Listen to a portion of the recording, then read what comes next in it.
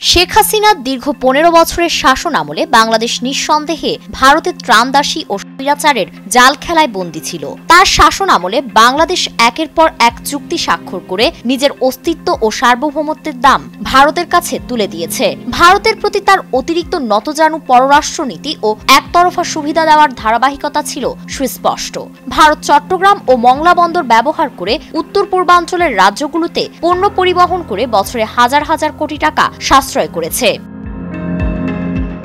নদীপথে প্রতি টন পণ্যের জন্য বাংলাদেশ যেখানে ১০৫৮ টাকা চার্জ করার সুপারিশ ছিল, সেখানে শেখ হাসিনা সরকার মাত্র ২৭৭ টাকায় ভারতকে এই সুবিধা দিয়েছে। এই আপোস শুধু অর্থনীতিতে সীমাবদ্ধ ছিল না, রেল ও প্রতিরক্ষা খাতেও ভারত একতরফাভাবে লাভবান হয়েছে।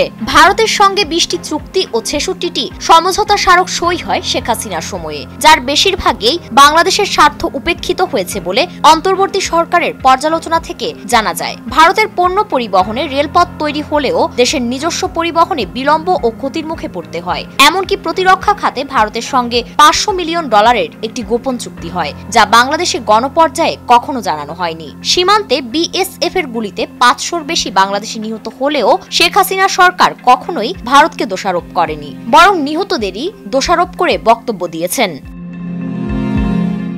বিডিআর বিদ্রোহ ও পিলখানা কাণ্ড নিয়ে ভারতীয় সম্পৃক্ততার অভিযোগ উত্থাপিত হলেও শেখ হাসিনা সরকার কখনোই আন্তর্জাতিক তদন্তে আগ্রহ দেখায়নি। এতে বাংলাদেশের সেনাবাহিনী দুর্বল করার একটি সুপরিকল্পিত ষড়যন্ত্রের আভাস উঠে আসে, যার পেছনে ভারতীয় ইন্ধনের কথা বলেন সাবেক সেনা কর্মকর্তারা।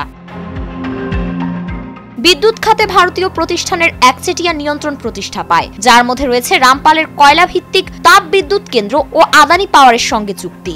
আদানি পাওয়ারের সঙ্গে উচ্চমূল্যে বিদ্যুৎ আমদানির এই চুক্তিতে বাংলাদেশকে পরবর্তী ২৫ বছরে প্রায় $২৪ বিলিয়ন দিতে হবে, যা দেশের বৈদেশিক মুদ্রার রিজার্ভের চেয়েও বেশি। তিস্তা নদীর পানি না পেলেও ভারতকে উল্টো ফেনী নদীর পানি দিয়েছিলেন শেখ হাসিনা। সংসদ বা মন্ত্রিসভার অনুমোদন ছাড়াই এই চুক্তি করেন তিনি, যা আন্তর্জাতিক নদী আইন লঙ্ঘনেরও স্পষ্ট উদাহরণ। বাণিজ্যেও বাংলাদেশ ভারতের জন্য একতরফাভাবে উন্মুক্ত হয়ে পড়ে। ২০২৩-২৪ অর্থ বছরে ভারতের সঙ্গে বাংলাদেশের বাণিজ্য ঘাটতি দাঁড়ায় $৭,১৬০.৮১ মিলিয়ন, যা বাংলাদেশকে ভারতের একটি ডাম্পিং গ্রাউন্ডে পরিণত করে। দেশের বাজারও ছেয়ে যায় ভারতীয় পণ্য ও বিনোদনে। একদিকে বাংলাদেশের কোনো টিভি চ্যানেল ভারতে সম্প্রচারিত হতে না পারলেও বাংলাদেশে ১০০-র বেশি ভারতীয় চ্যানেল নির্দ্বিধায় ব্যবসা চালিয়ে গেছে এবং তারা কোটি কোটি টাকার বিজ্ঞাপন রাজস্ব নিয়ে গেছে। বাংলাদেশের শিক্ষা ব্যবস্থায়ও ভারতের দখল প্রতিষ্ঠিত হয় যখন ২০০৯ সালে শেখ হাসিনা সরকার দেশের পাঠ্যপুস্তক ছাপানোর দায়িত্ব ভারতের হাতে তুলে দেয়। এতে দেশের প্রকাশনা শিল্প ধ্বংসের মুখে পড়ে, কর্মসংস্থান সংকুচিত হয় আর হাজারো কর্মী বেকার হয়ে পড়ে। আইটি ও বাইং হাউস খাতেও ভারতের একচ্ছত্র আধিপত্য প্রতিষ্ঠিত হয়েছে। প্রায় ৫ লাখ ভারতীয় নাগরিক বৈধ অবৈধভাবে বাংলাদেশে কাজ করছে, যেখানে বাংলাদেশের তরুণরা ইউরোপে পাড়ি দিতে গিয়ে সাগরে মরছে।